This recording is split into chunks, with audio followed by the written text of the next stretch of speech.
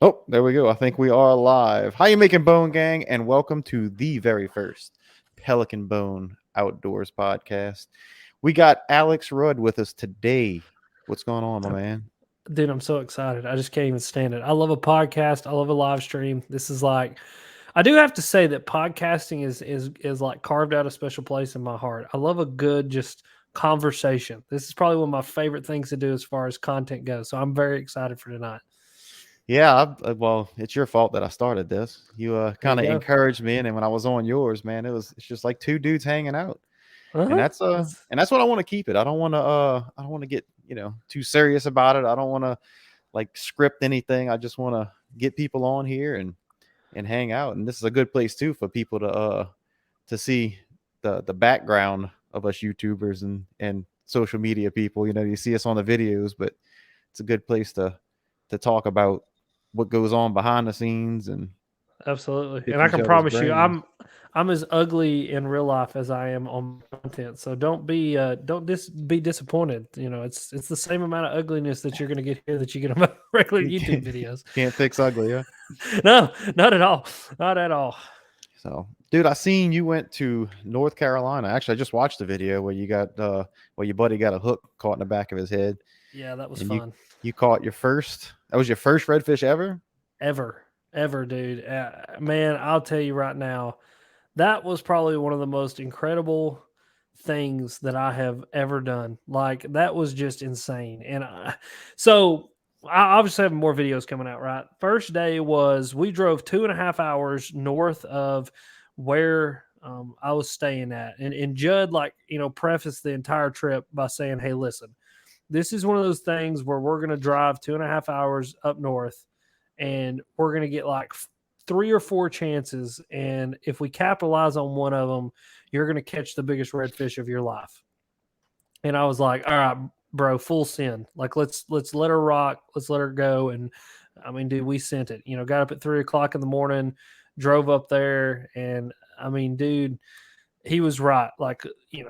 We were stopped on probably the second spot, throwing a big popping cork is what we were throwing. And I was throwing this big Berkeley mullet thing out behind it. It was crazy looking. It was like green pumpkin. I think it was called copper chartreuse. And so it was like this like green pumpkin copper looking thing with this big chartreuse tail. And I was like, so what do I do with this thing? Like, just pop the shit out of it? And and like literally, Judd goes, "Yeah, you just pop the shit out of it." And I was like, "All right, cool." So we pull up on the second spot, and we were like idling around, and the guide that we were with was like, "There's one right there. One just rolled." And we're like, "Boss up." So we troll motor over there. I make like three casts, and on the third cast, I go to pop it, and ain't It's no popping. gone. Yeah. It's gone. And I mean, dude, just screaming. I mean, screaming drag. And just I told Judd by the end of the 3 days, I was down there for 3 days. So we got to do the pop and cork thing. We got to do some top water stuff with redfish. And then we got to do some sight fishing for redfish, like tailing and, like pushing up in the shallows and stuff. Mm-hmm. I said after those 3 days that I would literally give up freshwater fishing tomorrow to go do it. I mean, dude, there's like Nothing that like it. is, dude. There's not. I mean, they eat like a bass and they fight like a cow. Like, I mean, it's like if I hooked a cow with a spook, that's what I imagine the fight would be like, dude. It is just ridiculously fun. So, like in the saltwater world, I find at least around here, there's two people. There's the redfish people and the speckled trout. Yeah, So yeah, speckled trout's fun because you can get on a mess of them and like every cast you're reeling them in. yeah. But to me, you just can't beat the fight of a red. Pound for pound, that's got to be the hardest fighting fish I've ever caught for sure. Oh, dude. I mean, they just dog and dog, and like they don't ever give up. But what is funny about them is like after a few, like I let Judd grab the first few, and then I told Judd, I was like, "Listen, dude, I'm gonna grab this fish. Like, I can grab a hold of this thing myself." And he's like, "All right, cool." And so like I started grabbing a hold of them. But what was funny is like you would, as soon as you touch their belly, they're like done. Like it's Yeah. the funniest thing. Like you think like, dude, this thing has dogged me and dogged me and dogged me and dogged me. But like as soon as I just like put my hand on his stomach, it's like, all right, I'm Well, good. Like, there's still hope until that point. yeah, He's yeah, like, oh yeah. well. Yeah, he's like, well, you've got my stomach now. We're all good. But yeah, dude. I mean, in the top water blow ups, Oh, Oh they my hit. god. I love a redfish top They water. hit it so Yeah. hard. I had about a 30-incher eat a spook. And dude, I mean, just sharked it. Like all I saw was wake and then just saw the mouth, and he just like T-boned a spook. And oh my word, man. I mean, this is That, fun. they'll miss it a lot with the top water. I don't know how many misses you had with it, but they're if you look at a redfish, a bass's mouth is kind of pointed up. Yeah. If you Yep. look at a redfish, And it's big. the opposite. So Yeah. the redfish kind of have that mouth pointing down. So I like when I fish a lot of top water, I like ones that kind of sit low on the back end. Yes. Yes. And sometimes they'll miss it. You just pop it one more time and let it sink a little bit, and they'll catch it on that second go. But it's Yeah. usually a Dude. loud pop when they hit it. Yeah. Oh, I mean, like they just would wreck it. I mean, it's just I was lucky. Every topwater hit that I had, I hooked up with them. Didn't get many. I think we only ended up getting like 3 or 4 bites on it total. Bethany ended up catching a flounder on topwater, which was pretty cool. That was What? interesting. Yeah, Judd said it was only like the 5th time he'd ever seen it happen. But dude, I mean, just I love it. I'm in love with it. Like I fell immediately in love with the sight fishing thing is really like kind of what put the Oh yeah. like the cherry on top of the cake for me. Like, dude, that sight fishing deal is just it's off the chain because like you're literally, watching these fish with their heads almost completely out of the water, swimming down the bank, and there's shrimp just going everywhere. And like you just got it's so precision and so technical. That's what I liked about it. Like you had to wait till they got right in the right position. You had to make the right cast, or you'd spook. Like I blew out a big redfish because I spooked them. But like once I got it down, much I had to lead them, where to put the bait, when to hop Mhm. it. Dude, it was over after that, and I just started cracking them. And I mean, dude, it was just so much fun. How was the water over there? Is it clean water or was it murky over there in North Carolina? It's well, where we caught the big ones at was like looked like tea. I mean, it was like Yeah. just dark tea color water. Probably 6 inches of visibility. The water where we did a lot of the sight fishing at was dark until the tide started to go out. And when the tide was as low as it was still hard to see the redfish if they weren't up pushing and making those wakes. Like I would have them swim down the bank in front of me, and all I would see was the wake and the shrimp jumping out of the water. I wouldn't actually see the body of the redfish, and so it kind of depended. But then there was some water that we got into that I could see all the way to the bottom, and I could see them swimming around and see the crabs and the flounders and the stingrays and everything else up there. And Yeah, I need to go fishing somewhere else for redfish other than Louisiana because that's all I've ever done. And they say it's different in every state. I don't know how true that is, but yeah, well, the guys that I fished with, all of them were guides, and all of them were talking about how good Louisiana red fishing is, and like they were all very just like, dude, you jealous. got to go to jealous. Like you got to go to Louisiana. You got to go to Louisiana. You got to go to Louisiana. And I was like, yeah, okay, well, let's go to. I've actually know somebody that lives there, so we'll I'm go waiting, to. man. Yeah, You got a we'll spot go to open whenever you're Louisiana. ready. Yeah, but dude, they were just talking about like how down there that like the redfish that I caught while I was red fishing and doing the sight fishing thing, most of those fish were 20, 25 inches long. Like I caught a couple 30 inches, but not many. What they were telling me about Louisiana is that like you can sight fish for the 40 inches. And I was like, I could not even imagine a fish that big going down the bank and throwing at it. And like I would like it's incredible. Whenever you're ready, man. Oh, I'm down, dude. We seriously need to get some dates on the calendar. Like I'm We need to- I'm ready. We need to start planning now, and you need to come down in August for the Ride the Bull kayak tournament. Okay. It's the largest kayak fishing tournament in the world, and it's down in Grand Isle, south of me. And you fish in this pass. I think they caught over 100 redfish this year. They had a good year for it. Yeah. And it's all bull reds, big reds like you was catching, but in a kayak. And there's just hundreds of people out there and just dropping lines, man. I couldn't even imagine hooking something like that in a kayak. I don't even know what you would do with it, like other than just hold on. That's why they call it Ride the Bull, because that's what you're doing. You just you at hold the mercy on. of him. Yep. Dude, The biggest one I caught in my kayak was a 34-inch, I think. And they just, you fish in that light tackle like that, they take you just rod it until they get tired enough for you to be able to get them to your boat. Oh yeah, like wherever they want to go. And that was another fun part about the whole deal was light tackle. I mean, because like, dude, we were using 7-foot medium rods, 6-foot, 6'6", 6'9" medium rods, 20-pound braid to a 20-pound fluorocarbon leader. And like, dude, when you would hook one, I mean, I caught a 42-inch redfish on a 7-foot medium spinner rod.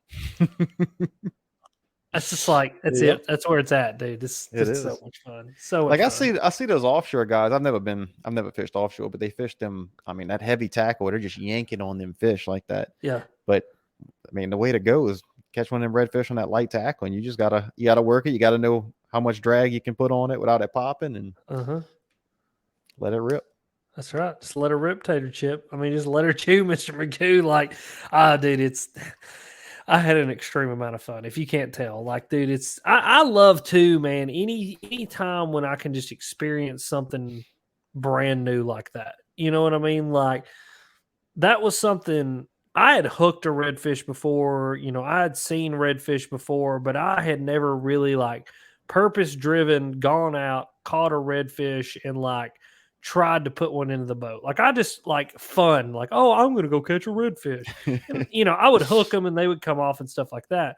But like to just like purpose driven go out and do that style of fishing was just an extreme amount of fun because it really like opened my eyes to just a completely different mindset as far as fishing goes.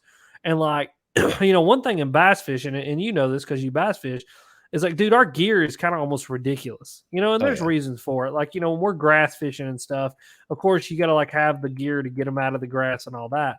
But like for the most part, we don't need as heavy of gear as we use. And like, that was one thing that Judd was like, we went out with a buddy of his that actually works under Judd as one of his guides. And Judd was like, tell him what you throw a frog on. And I was like a 7.4 heavy fast action casting rod with 65-pound braid. And he just like looked at me like, are you kidding me? And I'm like, no, that's like what I use. And he's like, it's just absolutely ridiculous. You know what I mean? Like it's just cool to kind of hear. It's like, I think, go ahead.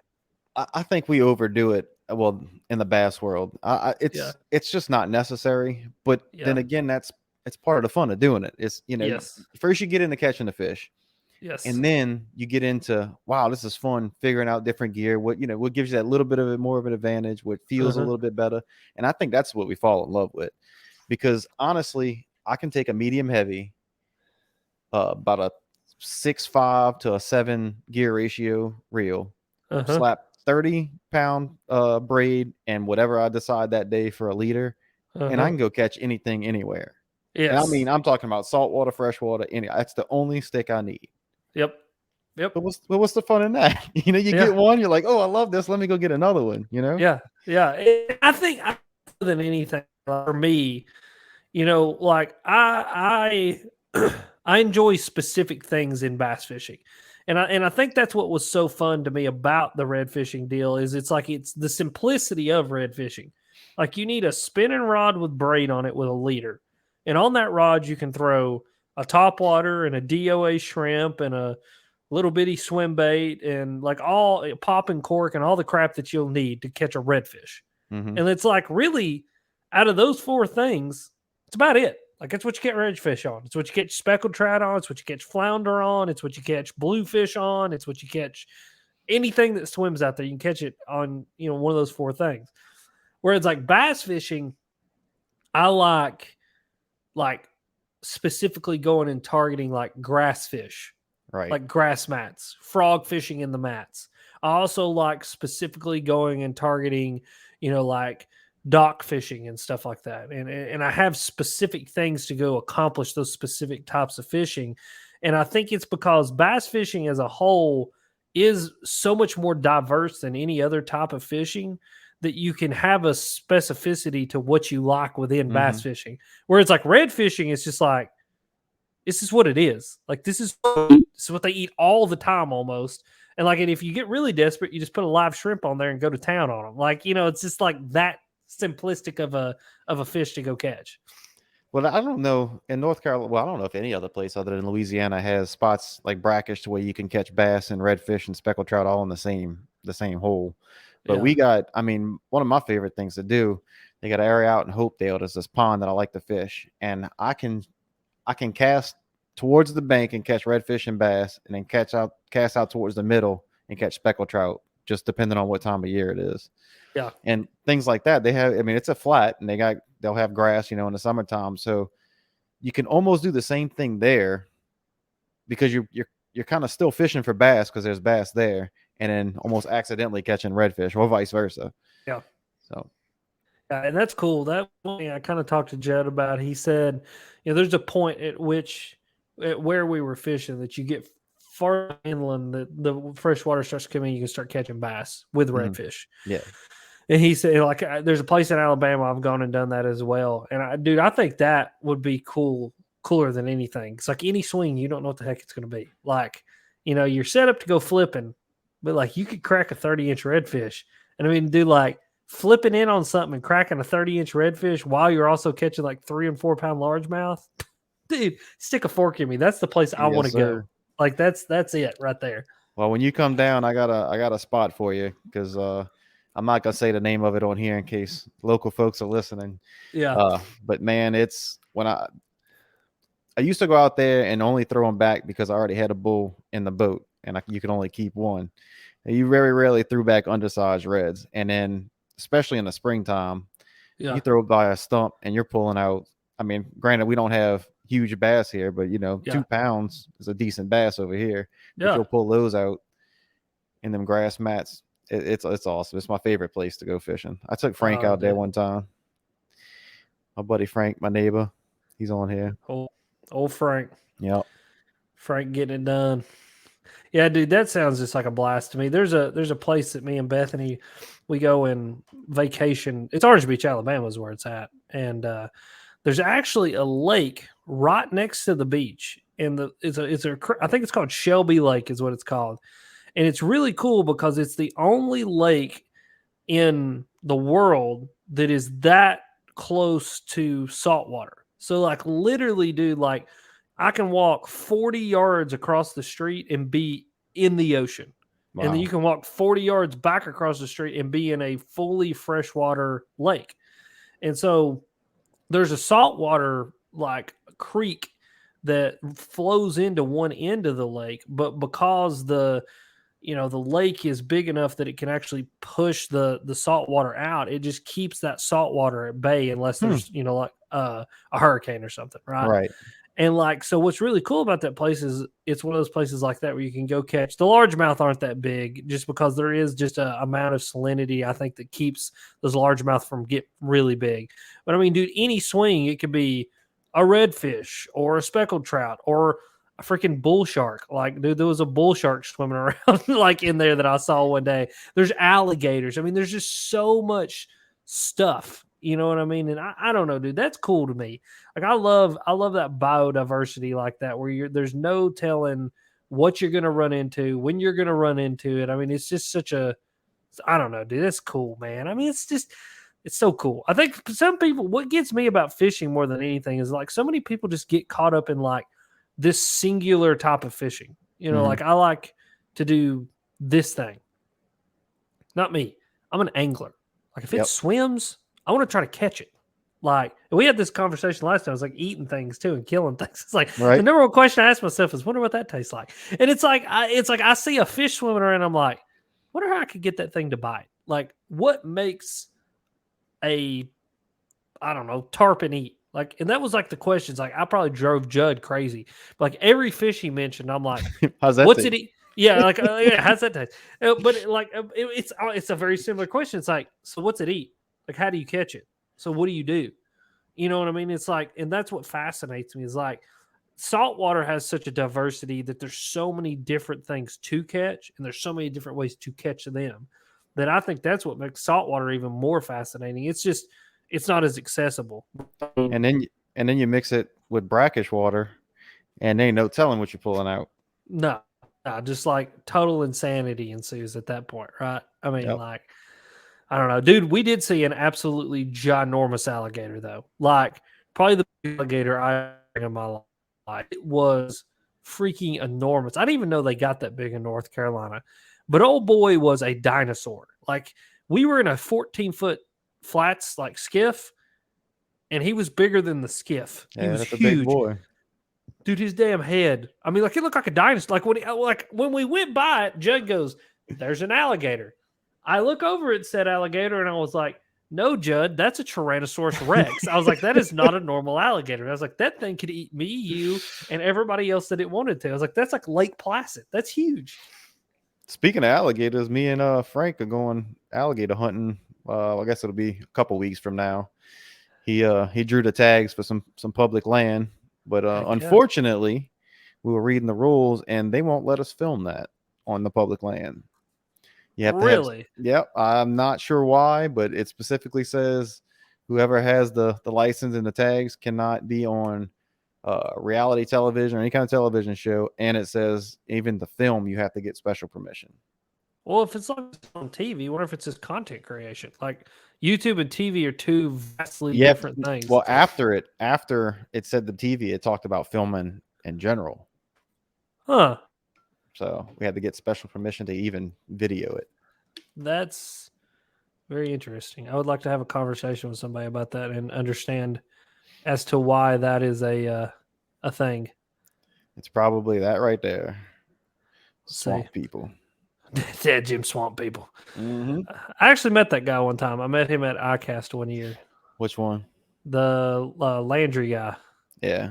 Yeah, he's an interesting guy. I didn't even know it was him. Somebody introduced me to him, and I was like, "Oh yeah, you're the alligator guy." And he's like, "Yeah, I'm the alligator guy." And I was like, "All right, cool. You're the alligator guy." And that was the extent of our conversation. The extent of it, huh? Yeah. He probably doesn't remember me at all, and I kind of didn't remember him until somebody brought it up, and I was like, "Oh yeah, shoot him, Troy, shoot him." Yeah, I know that guy. That's about all I remember. Speaking of what that tastes like, I smoked some Nutra today for the first time. Yeah, and it came out divine. You said divine. So what's divine?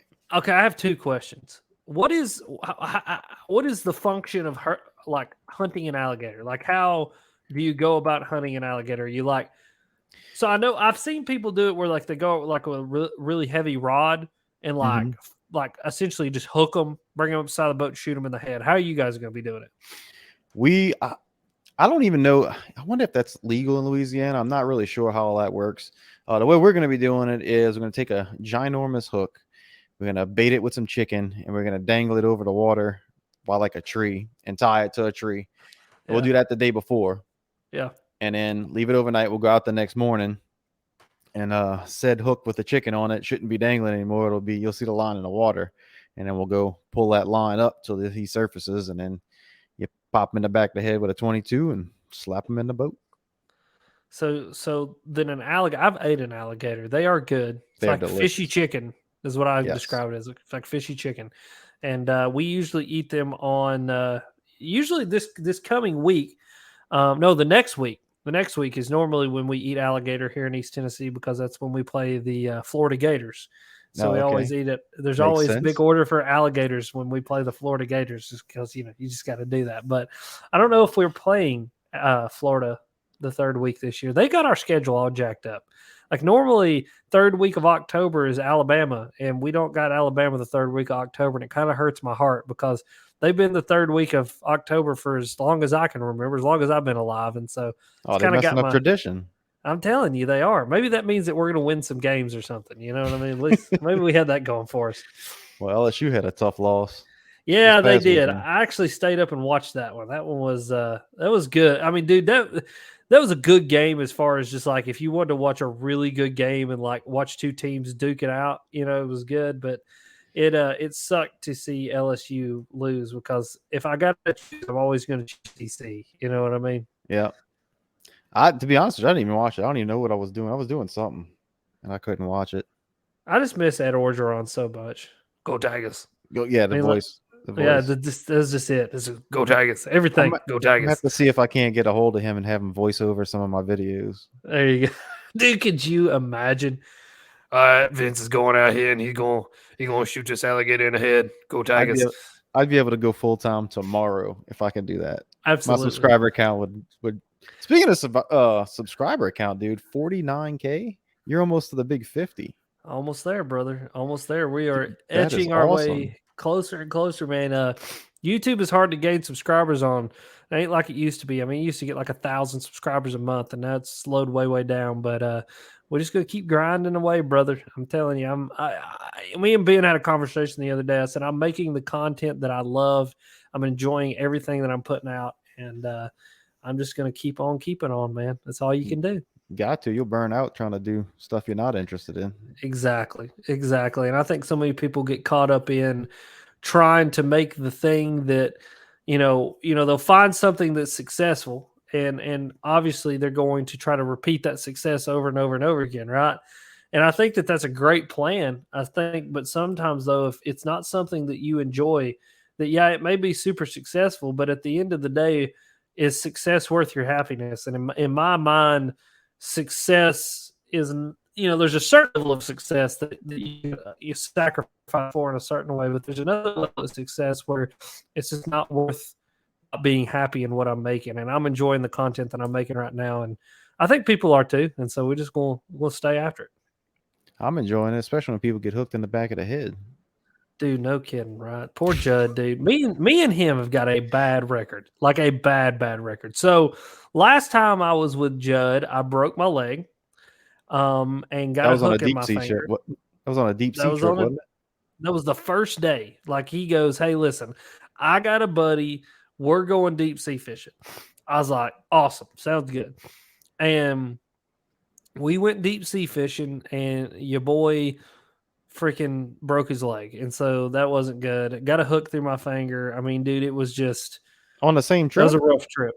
Oh, dude, no, at the same time. So what happened was, I didn't do a very good job in the video explaining what happened. And the reason I didn't do a very good job in the video explaining what happened as well, because I mean, the last thing that I was thinking about is, hey, let me try to record my leg being broke. You know what I mean? I probably should have done a better job of that, but whatever. But anyway, so what happened is we're in this giant like offshore boat, right? This thing is, freaking huge. I think it's called a Freeman is what they're called. So like whenever I say that around people who like know saltwater boats, they're always like, "Oh my God." But yeah, I have no idea. Yeah, it's like a 42-foot Freeman is what it was called. And so we get out like deep ocean, dude. The freaking waves are rolling. I'm talking these bad boys are big ones. Like we're going in them, losing horizon sight and coming back out of them. Well, this old boy like drove this boat like he stole it. And so we're going and we go off this wave and the back of the boat just drops onto this wave. Oh, excuse me. Off the end. It does. It pretty much puts me into a free fall. Like I like literally like everything on the center console. You got to imagine this thing has an enormous center console. These hooks, mackerel rigs, like float up into my face. Well, what's the natural thing that you do when you got hooks coming at your face? You put your hands up. Block them. Well, I let go, put my hands up, and literally, dude, like I'm floating. Like I floated in the air for a solid 2.5 seconds. Like that's how long we free fall. And I mean, dude, then the boat, I didn't go down to the boat. The boat came back up to me. And dude, I mean, just I hit so hard, broke my leg, but I had my pointer finger and my middle finger on this hand, my right hand, literally pinned together with a like 2-aught mackerel rig treble hook. So I'm looking at my finger going, I've got a hook in my finger. That's what I was concerned with. So I tried to pull them apart. And when I did, I didn't realize the other one had gone into the other finger. So I literally ripped the hook out of one finger. By doing that, I went ahead and pulled the barb all the way through. So that was good. So we clip it off, we get it out. And I'm like, they're like, "You good?" I'm like, I'm good. And I go to stand up and my leg doesn't work.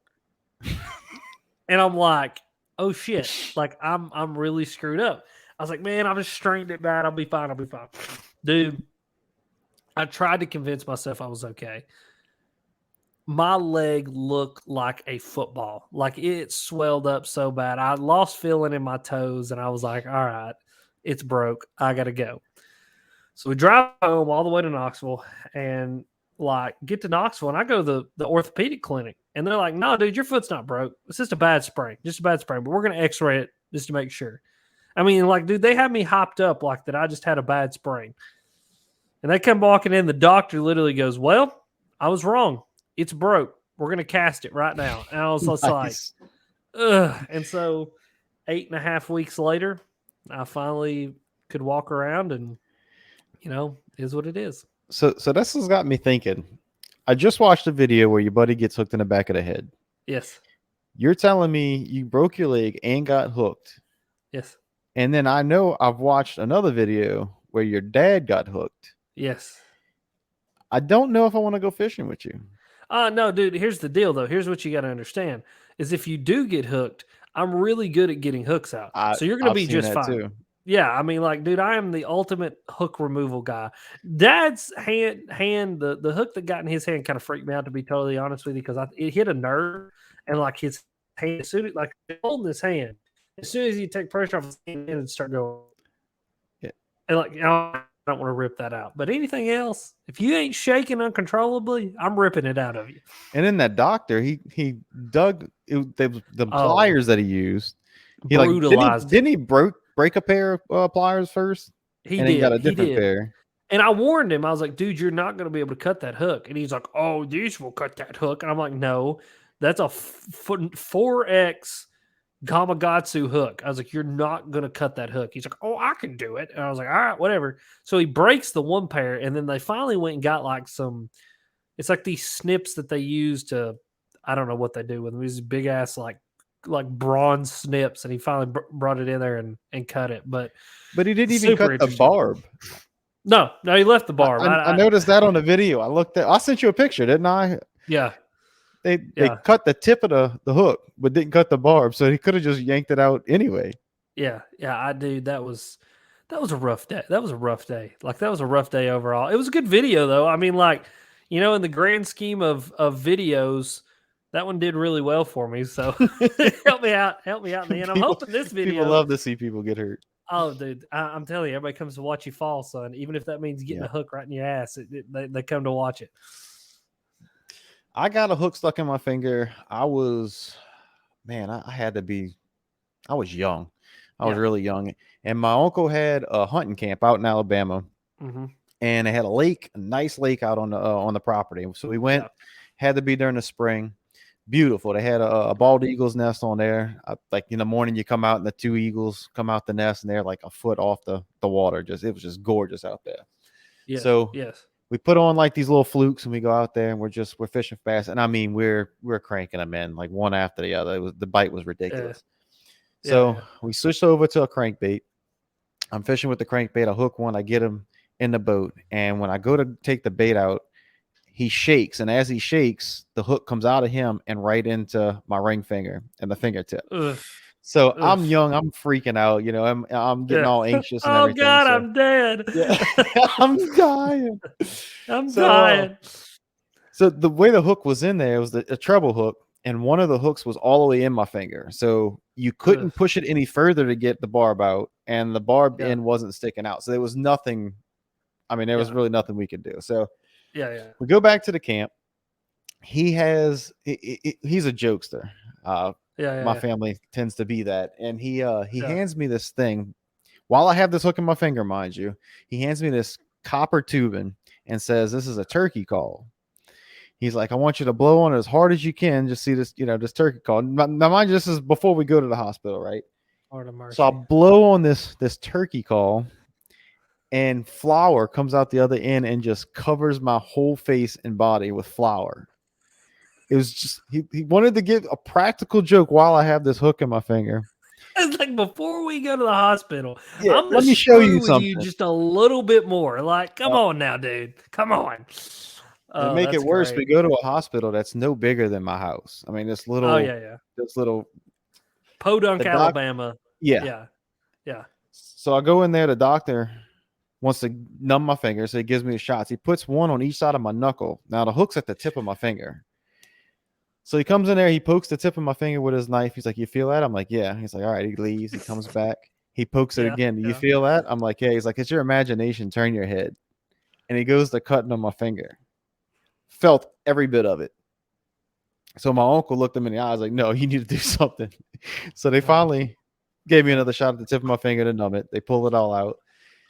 they were out of the regular stitches, I guess. It looked like shoelaces that they stitched his finger together with, and I still have a scar on the finger. That it was awful. It was awful.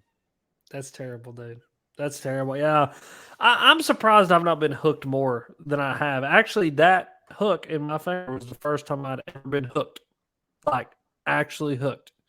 Now, my dad almost killed me with a Carolina rig weight one time on Lake Gunnersville. He hit me in the back of the head with about a 1 ounce Carolina rig weight, literally shut my lights completely off, like dumped me in the bottom of the boat completely. And like, I wasn't out long. But dude, it like hit me just right. It was one of those like, it was just like gone. This like, I like literally like it was this number right here. Hold on, let me go here. How can I? Hold on, I wanted to not leave studio. I just wanted to like drop myself out, just make for practical effect like black. But seriously, like it was like gone, and I was gone. And then I was like woke up and I was like, what happened? He's like, you okay? And I'm like, yeah, you almost killed me. Like I'm good, but you almost killed me. Yeah. But I've never he's hit me.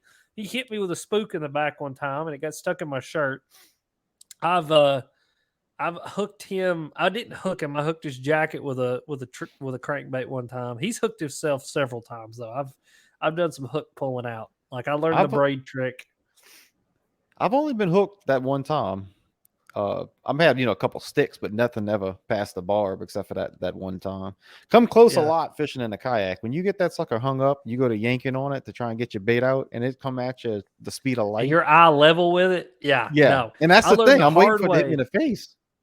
Yes, I learned the hard way with a Chapo. I had a Chapo come by my face about Mach 12, and I was like, don't want that in my face. Like, I'm not going to do that again. Like, I know better than that. You're not that stupid, Alex. Yeah, I had him one time. It came pretty close. It ended up sticking in the seat behind me, but it sounds like a bullet flying by. A little zing. Yeah. No, thank you, dude. So I got a question for you. You ever almost been shot? Have I ever almost been shot? Like, speaking of close calls, like on the water or in the woods. I've had a bullet zing. I was young. We were riding horses by my grandpa's place, and somebody was shooting at another property, and we heard the bullet zing by and hit the barn that we were standing next to. I guess that was pretty close. Yeah. So I've literally heard bullet, zing by my head, but I think that's probably been it. I mean, I got some BBs rained on me when you're in the dove field, but I mean, dude, yeah, I have made the sore mistake of going to a lake near me. I'm not going to disclose the location because people get all butthurt when you disclose the location, but it's a lake near me that a lot of duck hunters go to. And I made the mistake of one time going there the opening day of goose season, which if you didn't know, in the state of Tennessee, the opening day of goose season was last week. So we have like an early season, a middle season, a late season. And I had no idea that goose season had opened up. And I went up there and the parking lot's packed. I'm like, would somebody like tell everybody about this place and like tell everybody fish must be biting? No, I was like, fish must be biting. So I put the boat in the water and turned the corner. As soon as I turned the corner, dude, it is like World War III out there. I mean, as soon as the sun breaks the horizon, just and I was like, oh my God, the Russians are attacking. I was like, get the Glock, we're all gonna die. Yeah, that was fun. But yeah. We got teal season opens up this weekend. Really? Yeah, for the little ones, the little fast food ducks. It's like the little rice rockets, man. I hope we get some this year because ducks have been scarce here for a while. I've never been duck hunting. I could probably see myself getting into it very easily. Everybody that I talk to is like, dude, waterfowl hunting is the most addictive thing you'll ever do. Yeah. Like my buddy Judd that took red fishing, he actually guides sea ducks. Like he goes like I'd love offshore. He goes like 20 miles offshore. Oh, never mind. Like yeah, he goes like 20 miles offshore and shoots these sea ducks and diving ducks, and it's like, dude, he loves it. But he's into goose hunting too. He was like, dude, I'd rather go goose hunting as to go fishing any day. He's like, I was like, man, I don't know about that. I was like, what if we could just go goose hunting and fishing in the same day? He's like, no, that's the day to have. That's right. Which the good geese, man, the geese around here are thick as the water, dude. They're everywhere. Like we have so many geese. Like I told Judd, I was like, you want to kill a goose? I was like, I can take you to 50 spots that have geese right now. Man, I'm gonna have to come visit you then during the waterfowl season. Oh, come on, dude. We They're don't have many everywhere, geese literally. here, if any. Really? We have we actually have like a problem with the Canadian geese. Like there's so many of them. They're freaking everywhere, man. Everywhere. I had to go to Kansas to shoot that one, the one behind me. Huh. So is that a snow goose though? Yeah, that's a snow goose. Yeah, that's pretty cool. We don't have those here. We have like, Canadian geese. The actual like if you got a problem with the Canadian goose, you got a problem with me, eh? Like those kind of geese. Okay. Hey. Yeah, man, duck hunting it's addictive, and I like it. The reason I like duck hunting more than just about any other is it's like a social hunt. Because Gotcha. you, me, and another guy can go sit in a boat. We can talk. We can smoke cigars. We can, drink our coffee. You can make a little noise. It's no problem. Sitting in a Yeah. deer stand, you're usually by yourself. You can barely move your Mhm. head. You worried about it. Well, unless you hunt like Frank, where he's in like this, high class, freaking cabins that he hunts out of. But I like being able to hang out and talk and do all of that. That's my favorite part of duck hunting. Yeah, see, and that's what like a lot of the guys that I talk to that duck hunt, they do that kind of duck hunt like that. They're going and they're cooking breakfast in the blind, Yep. and I mean, like it's just, like it's like a it's a social event more than anything. And I think that aspect of it would be cool. The whole going out there and freezing your butt completely off and like roughing it to try to kill a duck. Just for me, I don't think would be where it's at, but. I'm also not like I enjoy hunting, but I'm also not an avid hunter. Now I'm an avid fisherman. I mean, I'll go out there with the water freezing up in my guides because I'm a little stupid. But like when it comes to hunting, I think it's because I'm up and moving around. Like when I'm fishing, I'm moving and I'm doing something. But like to just sit in a tree stand and freeze my butt off, I don't know about that. It's not really roughing it when I go duck hunting. So yeah, I just bought this blind last year. It's the beaver tail blind. Real easy to set up. It's on my boat. You pull out there. First of all, it's in a boat. I don't have to get out the boat. So you get the launch, you get in the boat, you get to where you're going, you throw your decoys out, you park the boat, get it anchored down. And then all I'll do is flip this blind over the boat. It just flips over and you set up. And they got 4 little portholes at the top that you can unvelcro and stick your head out of. I also have my buddy heater with a full-size propane tank in my boat with me so that we can kick the heat on. Usually have a little Coleman stove, and I got my big thermos of coffee. I mean, it's the ride out there. It ain't roughing it. No, the ride out there might be cool, but if I ain't got to be miserable, why would I want to be? So exactly. Yeah. See, that sounds like a ton, dude. That sounds.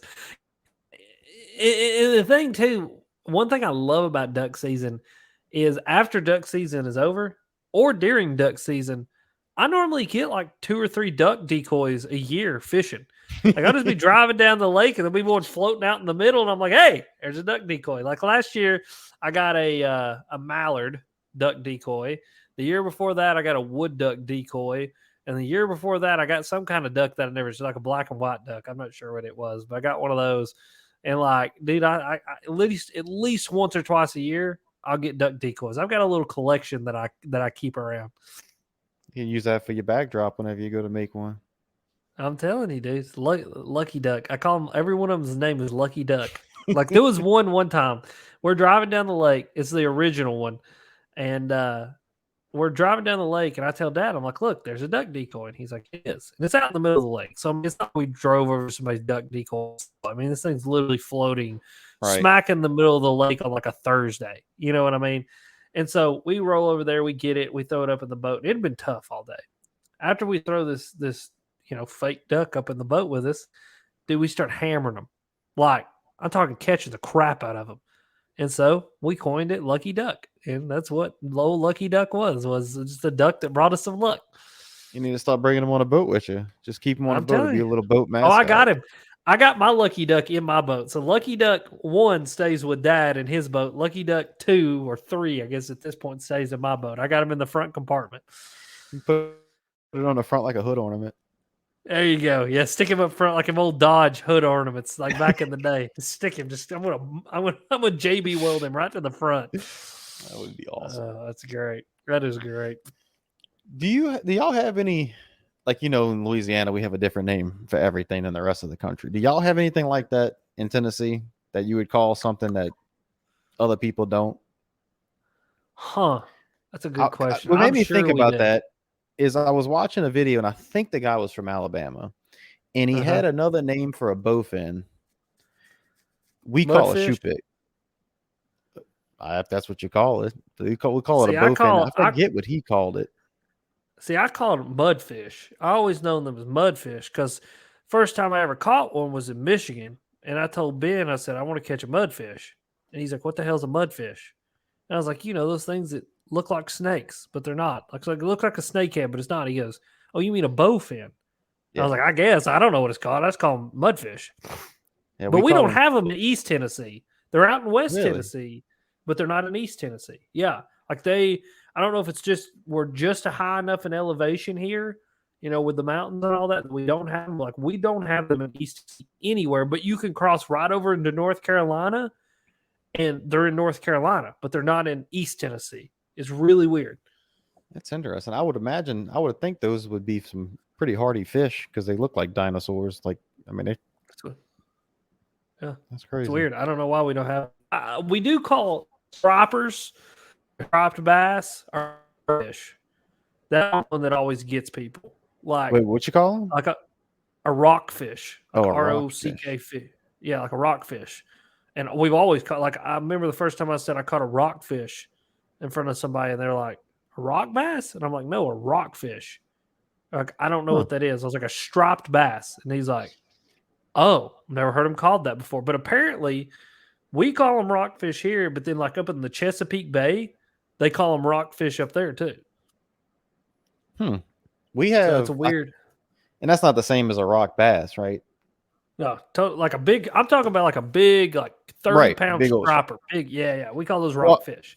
I know there's a thing they call a rock bass, and I think it's the same thing as what we call a goggle eye, but I'm not sure if it's the same. We call those red eyes. Red eyes. Yeah, red eye bass. If there's anything else, I have a term of endearment for a blue heron. I call him Stretch. That's what he is. I got Stretch and then Little Stretch green herons. So,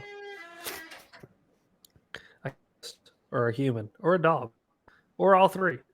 It was the wife and the puppy. Come here, Waylon. Come here. Come say hello. Come on, you got it. You got it. There he is. Hey guys. Am I talking to Mike? Hey, how you doing? Hey, how you doing? Yeah, man, that's my buddy. Oh yeah. I need to get him swimming because he's gonna be my retriever, but it's got to get cold enough for me to be able to put him in that water with them alligators. Yeah, no kidding. Those gators are no joke. He might end up just being a field dog. I'll be honest, dude. Okay. Did we have a conversation about alligators? We had a conversation about alligators before I went to Florida, right? Or we had that conversation about alligators after I got back from Florida? I think it was after. What did I tell you about the big one? I don't know. Tell me again, because my folks might not have heard it. Okay. Listen, y'all nuts. Y'all, alligators ain't that bad. They won't touch you. They won't bite. Bullshit. Okay. I'm gonna call y'all's bluff on this one. All right. So I went to Headwaters, which is a brand new lake in Florida. They just opened it last year. And like there's giants living in this lake. And so I went down there, and I'm guessing that those gators just hadn't seen people, and so they don't know to fear people. So when I went to St. Johns River, all the alligators that I saw literally swam the other direction. Like I would be 100 yards away from them, and they would go the other direction. Did not want anything to do with me. These SOBs on freaking Headwaters, dude, it's like they wanted the smoke.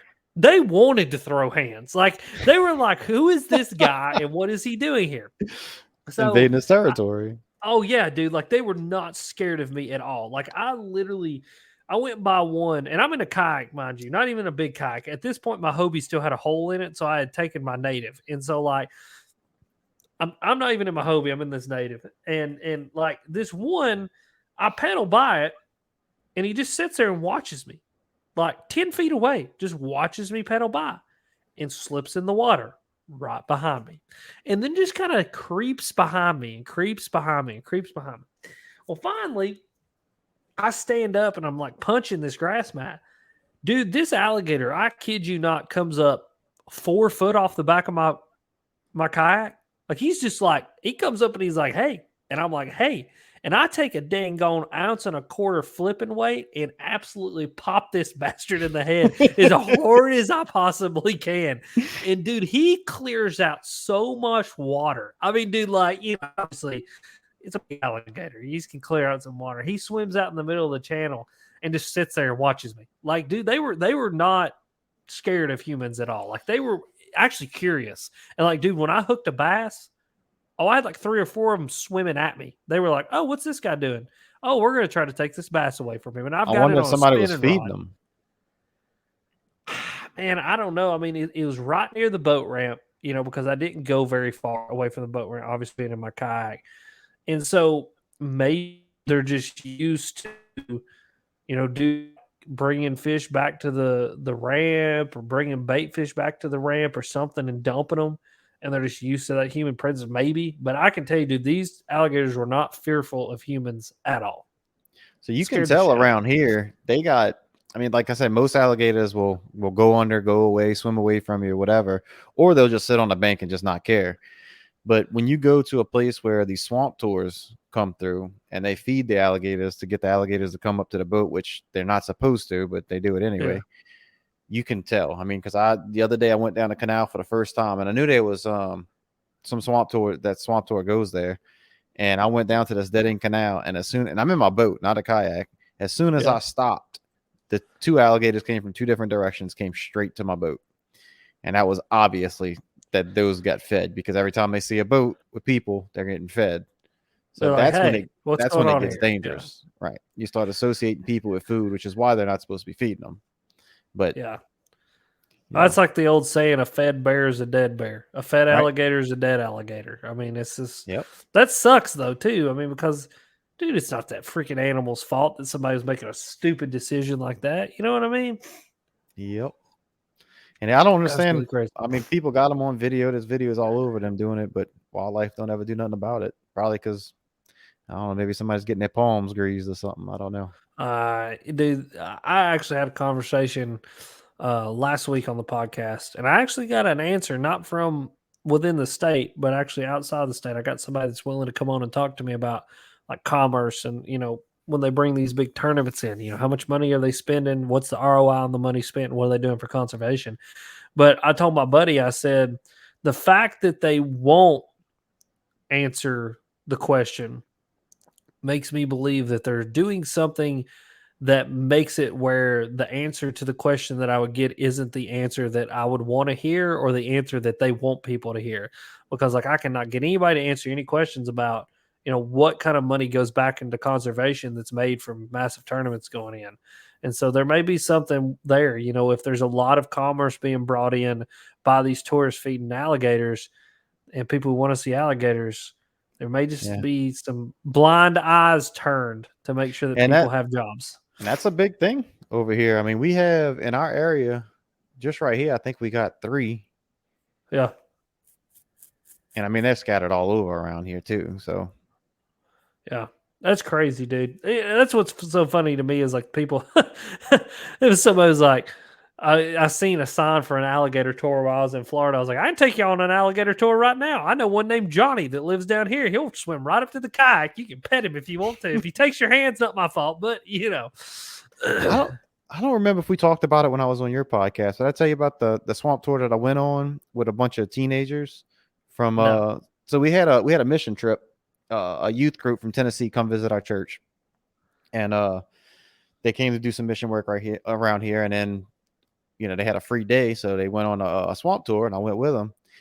And this is the first time I went on the swamp tour. The guy takes us out there, and there's this, huge alligator. He was anywhere from 12 to 14 feet. He was massive.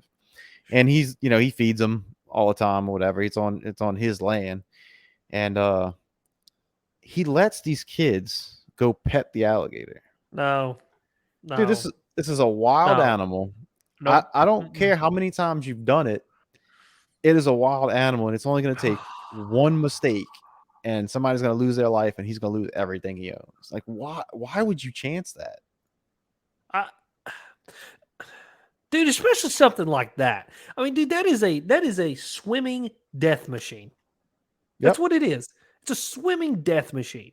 People do not understand how powerful that creature is. Like, literally, snap its jaws closed and twist, it'll literally rip your arm completely out of its socket and take your arm with it without a problem. Like, ugh.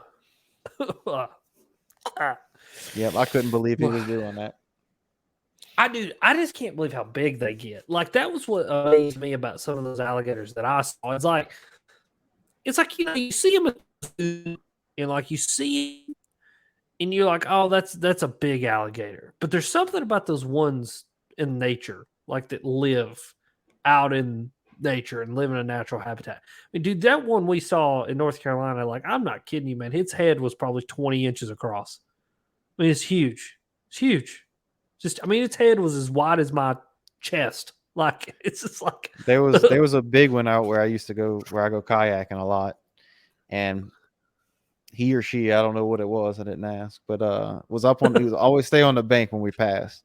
Yeah. Never mess with anybody, and it could have easily done whatever it wanted to my kayak. I mean, it was massive, but it always stayed right there on the bank, never bothered nobody. But I think somebody ended up killing it, getting during alligator season, ended up getting it, which is probably a good idea because I'm talking this thing was massive. Yeah. So imagine this, if you will, a dinosaur. Okay. You realize how terrifying a dinosaur must have been? I mean, dude, not even a big one, just like a medium-sized one. Like, okay, now let's go a big one. Let's go a T-Rex. Okay, 60 foot, 25 foot tall. He's 10 tons. Most likely acted like a bird, like twitching all the time, eyes like looking at you and crap. Like, literally, as it walked around, would probably shake the earth. Like, I wouldn't go outside. There's no way we could exist with them. I mean, like, because like even like a brachiosaurus, like your big plant eaters, big long neck dinosaurs. Do you know just how unconcerned they would be that we were there? We would be like ants to them. Like, as we walk the sidewalk, and like, you see an ant. That ant is irrelevant to you because of how small he is. It would be the same for us in a big dinosaur. Like, we would just be irrelevant to them. Just walking around kicking over your house. Seriously, just walk through your house. Literally step on your car and not even think about it. I mean, dude, just like, it fascinates me to think. That's one thought that I always like get on and go down a rabbit hole of just like, what the heck would it be like to okay, Frank, I gotta go here with you, buddy. I'm being a scavenger. I actually read a book. It's a recent book. I actually listened to the audiobook. I'll actually tell you the exact title of the audiobook. I would implore everybody to listen to it and or read it if you enjoy dinosaurs like I do and you enjoy history. Now, I'm a weirdo. I enjoy history quite a bit. So, I mean, I listen to things. It's called The Rise and Fall of Dinosaurs, A New History of a Lost World. And so this scientist, he's a world-renowned paleontologist, and actually his specialty was Tyrannosaurus rexes. And there's a whole section of the book dedicated to dismissing the idea that T-Rex was a scavenger. What they think T-Rex was more than anything was an ambush predator, just like an alligator or a crocodile, that they would sit and lie in wait and just wait for something to get close enough and then rush out and they would grab it. And the reason that they think that is because the way that its bones were structured and the way that its lungs worked, and kind of through x-rays and different CT scans and things that they've done of the skeleton, they figured out that the lungs operate a lot like any other animal that can like attack or move in very short but just tremendous amounts of speed and energy, Burst. like short burst. You know what I mean? And dude, fascinating. I don't want to give away the whole book, but definitely implore everybody to listen to that and just kind of hear like, dude, the T-Rex may have been way more of a savage than you think it was. Like, you know, it was a killer, dude. It may not have just been a scavenger. There was talk about that when the Jurassic Park movies were coming out. And I forget which one it was. It might have been the second one. When the T-Rex, they showed the T-Rex eating on something that was already on the ground, and another dinosaur came out and chased him off or fought him or whatever. And I think that's when it was coming out that he was a scavenger and not necessarily a predator and all of that. Yeah. Yeah, there's a lot of theory. I mean, obviously, it's all theory, correct? Like, we don't know. We never saw one. Like, you'll never know. But, like, just the kind of, in the past, like, 5 years, this guy really explained it in the book, like, the amount of, like, CT scans and PET scans and things that they're doing of these skeletal remains of these dinosaurs are starting to show them things that they never knew before. Well, another crazy one, and we've turned this into a freaking dinosaur podcast, but anyway, it was I like, don't mind at all. So like the large dinosaurs, like your Brachiosaurus, your big long neck dinosaurs, forever they could never figure out how they got enough oxygen to even operate. And what they're finding out now is through some CT scans, they found some skeleton that still had like the chamber for the lungs like intact. And so they figured out that these dinosaurs had multi-chamber lungs that actually connected to their skeletal system. And so just like a bird has hollow bones, some of these giant dinosaurs had bone structures that, number one, were in a way that would support their weight, but number two, they could store oxygen in the hollow parts of their bones. And so not only were they putting oxygen in their lungs, but they were also putting oxygen in the hollow parts of their bones, and that's how they got enough oxygen to be able to function. Yeah. How crazy is that?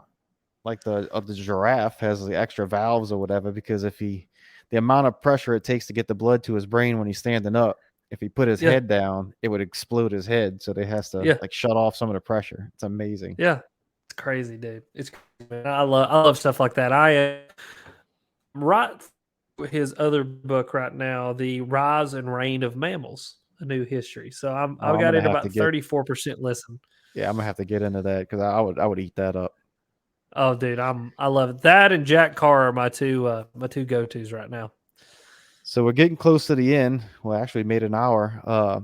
And you asked me a question at the end of your podcast about Bigfoot, whether I believed in it or whatnot.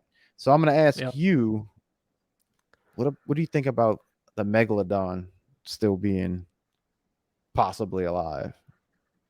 I think that there's 100% possibility that a larger than average predatory shark live in our oceans. And the reason I say that, here's the deal about our oceans. I believe that even your vastest imagination could probably not imagine some of the things that live in our oceans that we don't know about. We know more about the surface of the moon and now the surface of Mars than we do about the bottom of our oceans. There are hundreds and hundreds of species identified every day out of our oceans. And I'm just saying, man, something that big, you think, oh man, something that big couldn't hide. I don't think people understand how big the ocean is and how deep it is, and just how many miles upon miles upon miles upon miles that you can go specifically in the Pacific Ocean and never hit land. And how little we've explored it. Exactly. So there is a point in the Pacific Ocean that you are closer to, and I may really jack this up, but I think it's correct that there is a certain point in the Pacific Ocean that you are closer to the moon than you are closer to a piece of land, I think is what it is. It's something crazy like that. And I have to look it up to totally make sure that I'm correct. I don't know. I don't even know what I would type into Google to look that up, but I believe that that's correct. That it's like literally if you were to launch from Cape Canaveral, it would be a shorter distance from Earth to the moon than it would from this point in the Pacific Ocean to land. If you watch Shark Week, you can see how little we know about the sharks that we do know about. All the research they're doing on great whites, I don't think they've ever seen them breed. Oh, they still don't know. They don't even know where the them. breeding grounds are. It's crazy. Yeah, and dude, they tagged one. The Osage boys tagged one that was like 20 foot long and weighed like 4,700 pounds. That's Jaws, bro. Like in the movie Jaws, the shark in the movie Jaws was 20 foot long. Dude, okay? I would take alligators over sharks any day. Dude, screw sharks. Oh, you want to hear a shark story? You want to hear a shark story? Do tell. Oh, Lord. Okay. So I'm at Myrtle Beach. Like rainy day. Nobody's out on the beach. The waves are up, like 10-foot waves, dude. Like they're just crashing. Well, me and my dad, being the two very intelligent human beings that we are, decide to go get out in the ocean and ride a boogie board. Okay. Well, first of all, I don't think many people understand that sharks are most active when it's cloudy and the water's murky, and that's when all your bull sharks and everything comes around. But anyway, we're out there thinking, you got a better chance of getting struck by lightning twice than you do getting dark once. So they're boogie boarding and having a good time. We're standing there at one point, just kind of the waves had kind of chilled out a little bit, and we're just kind of riding the waves up and down, talking to each other, probably 4 or 5 feet apart, close enough to have a conversation. And you ever heard of a spinner shark? I have not. Okay, a spinner shark jumps and they spin. That's where they get their name. Interesting. I had to look this up after this happened to me. In between us, a spinner shark decides to launch himself out of the water. Now, when I say he launches himself out of the water, Vince, Benny, see, it gets me just all jacked up even thinking about it. I'm like got culture. Launch himself out of the water. Bro, he launches himself like 6 feet into the air. Jeez. Long enough for me to look up and register, oh my God, that's a shark. He hits the water and scrapes my leg. Literally looked like I had fell on a concrete surface and like scraped, because sharks have rough skin. He scrapes my leg once he hits the water. Dude, let me tell you something. Okay? Ooh. High stepping, knees to chest, disregarded my dad. All right, I left him to die. I'll be totally honest. I left him to die. All I said about 19 cuss words, okay? Like there is still a cloud of profanity hanging over Myrtle Beach to this day. Dude, I was getting up out of there. Well, the only person up on the shore was my now wife, Bethany, girlfriend at the time, and my uncle. They're both literally laying in the sand crying. They're laughing so hard at me because, dude, like I was gone. Like, I mean, I've never moved that fast in my whole entire life. But I mean, dude, when you have a dad Jim's 5-6 foot shark launch itself out of the water in between you, the only natural thing that you can think is this thing's trying to kill me. But actually, he was just doing what spinner sharks do. Spin. Are they chasing food when they do that, or is it just some random thing they do? Apparently, like, yeah, they're chasing food in some instances, but other instances they just like do it. Like when the water's rough, they'll just do it. They'll just do it. And that's what he was doing. He was just launching himself out of the water. That's crazy. Just have to change your shorts after that one, dude. I said about 4 prayers. One for forgiveness for everything that I'd said, and another one just for thanking the Lord that he didn't get me eat by a shark. I mean, I had to change my pants. I was sending smoke signals trying to tell people not to get in the water. I mean, dude, it was something. But then like the next week after that, I looked on the Osage website and there was like a 17-foot great white that had just been chilling right off the beach the entire time we were there. So just The ocean, dude. Jeez. Screw the ocean, man. Screw the ocean. Yeah, I'm right there with you.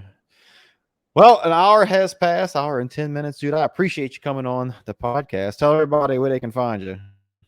Yeah, so everything is under Alex Rudd Fishing. YouTube channels, Alex Rudd Fishing, podcast, Alex Rudd Fishing, Instagram, TikTok. I'm on a little bit of everything, but if you want to watch some cool YouTube content, we'll say. I mean, I make some pretty subpar decent videos, we go over to Alex Rudd Fishing, and then obviously my podcast, man. I'm really enjoying doing the podcast, and the podcast is growing like crazy. It's taking on a life of its own, and I implore everybody to go start a podcast because it's really cool what it can do. So you can go check everything out. Alex Rudd Fishing.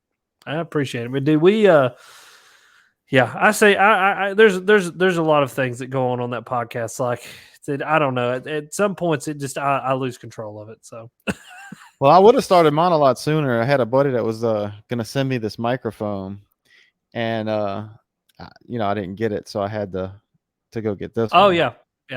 Well, welcome to my brain, bro. I told you, like, you're lucky that I even know my own name some days. Okay, like I apologize to people all the time. I'm like, listen, number one, I'm the world's worst communicator. Number two, my ADHD barely lets me like get through the day sometimes. And number three, I just forgot what I just said, and so like I may have short-term memory loss too. I'm not really sure. Alex sends me a picture of the microphone. Hey man, I'm going to send this to you so you can start your podcast. I'm like, awesome. You want to know something?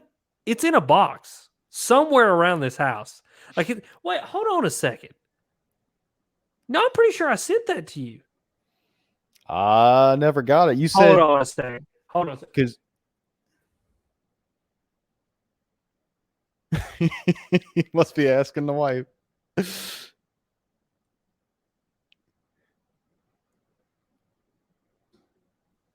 I'm gonna have to ask her. Like, I'm almost certain I sent you that mic. Because you were gonna send it, and then you forgot you were going out of town. You said you were gonna get your dad to send it, and then that was the last I heard. That mic's not here. No, that mic's not here. I'm blaming this one on Dad. I'm blaming that one on Dad. I'll still be ready to willing to receive it if you're still giving it up. This one here I had to get because my other Rode mic on my camera went out. So I got this one, and when I was researching it, this one has a USB port, so I was able to use it for this. Oh, hey, well that's great, pretty cool. Well, let me find that, and I'll send it to you. All right, man.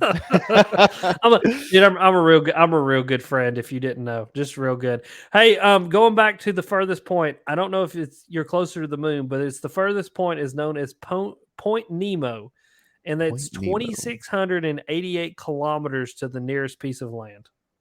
There you go. That's 1,450 miles. Let's see how far it is to them.